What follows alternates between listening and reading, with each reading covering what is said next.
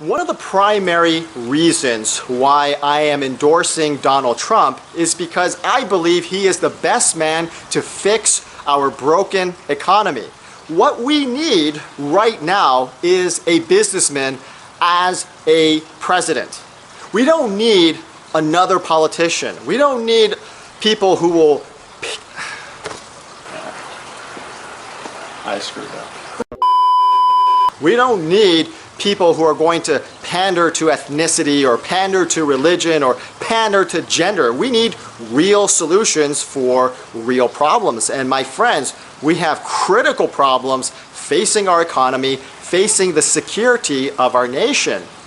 And we need a businessman to fix these problems. The thing is, look, you can have a politician who will say a bunch of nice, pretty things, you know, the fancy rhetoric, promise this and that to everybody. But the thing is, in reality, politics is all theoretical. Because in reality, you can't please all the people all the time. You have to make certain negotiations. You know, you can't please every single entity, every single social category in America 100%. There has to be some give and take. It's all about the macroeconomic concept of scarcity. We have a limited number of resources, whether you're talking about currency or whether you're talking about precious metals. We only have a certain amount of valuable resources. Okay, we don't have an unlimited number of resources. That is the whole concept of scarcity. And what do business people do? They take hold of the supply and demand curve. They recognize how much resources we have, how much demand there is, and they allocate based on certain decisions that they make, which segments need the most resources, and they start allocating.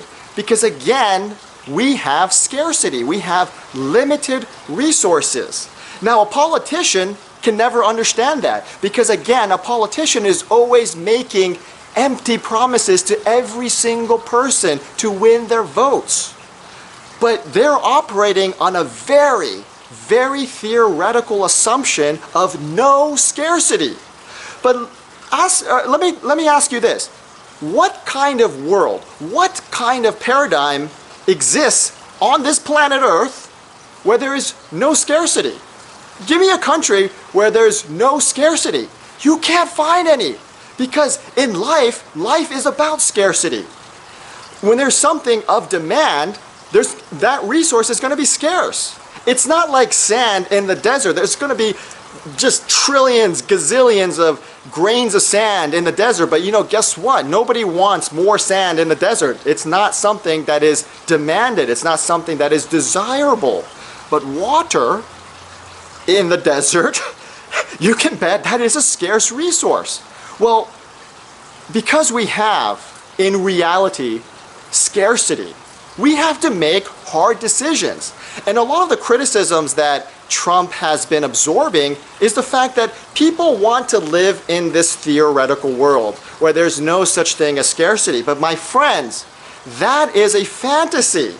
That is a fantasy. And you have to wake up. I'm talking to conservatives and liberals. You have to wake up from this fantasy, and you have to own the fact that there is scarcity, that we don't have 100% resources for 100% of every single population group. We do have to make hard decisions. We do have to allocate appropriately and make those decisions. Who gets what, who does not, okay? Or in what degrees, in what magnitude.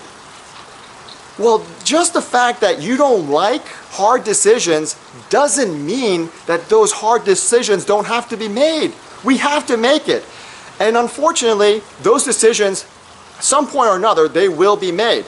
Now, I like Mr. Trump's practical reasoning because, again, he is a businessman. And not only that, he is a very successful businessman. He knows how to allocate according to priorities.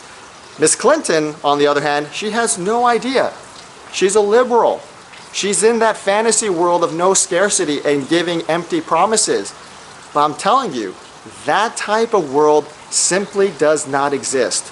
And when it is transferred into our real world, guess what? that ideology starts to break down really quickly.